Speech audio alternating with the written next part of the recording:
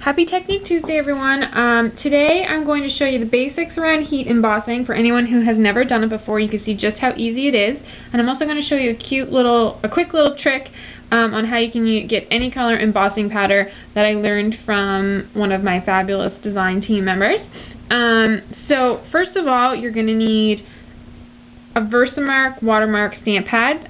This one is dazzle, so it has a little bit of a shine in it as well, but most of the time that just gets covered up anyways with the embossing powder. You're also going to need a stamp and some embossing powder. Here I've got gold and I've also got clear for later. So I'm going to show you the gold first off. I'm going to do this little Christmas first. So we're just going to take our stamp, which is on our acrylic block, and I'm just going to put some ink onto my stamp. Then we're going to stamp the clear ink onto our page, and with a piece of scrap paper underneath of the cardstock we're working on, we're just going to dump on embossing powder. I use a lot just because I'm just going to put it back anyway, so it doesn't matter. You're going to shake off the excess. You're going to be able to see your words now that you just embossed there. I'm going to quickly put that excess back in there so you don't waste any of your embossing powder. And then you're going to take your heat gun and you're going to just heat it. And I'm going to try and hold this up so you can see the transformation maybe. When you heat it, right now I'm on the word U in the top row. You can see how it changes and it's melting. Once it starts to melt, just move on to your next letters. Go through them all. You can also heat from the bottom to get a really good melt through your embossing powder.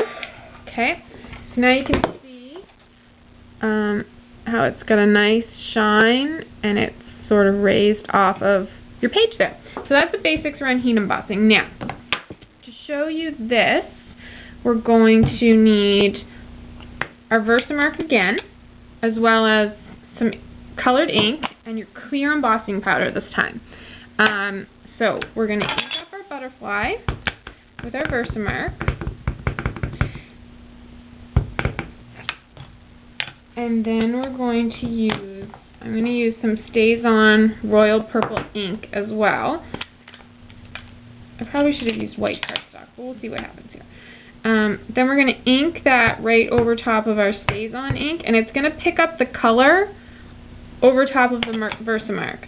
So then when you stamp it, you're going to get the purple, but you're also going to get the Versamark on top of it.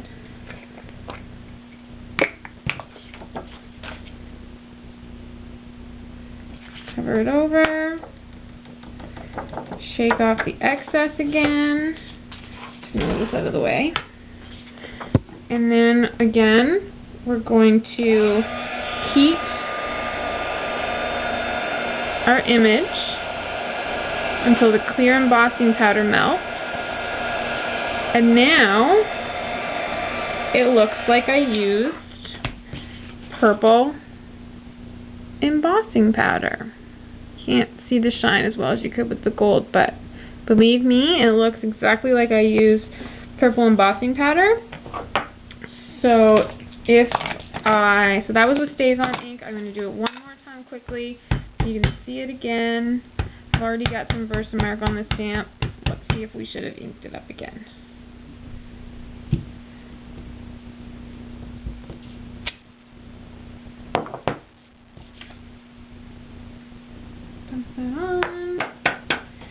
The good thing with using distress ink is you actually don't even really need to use the Versamark. It helps a little bit, but it stays wet and doesn't dry right away, so you can use any of the distress ink colors on their own as an embossing ink and get, again, whatever color you want in those colors.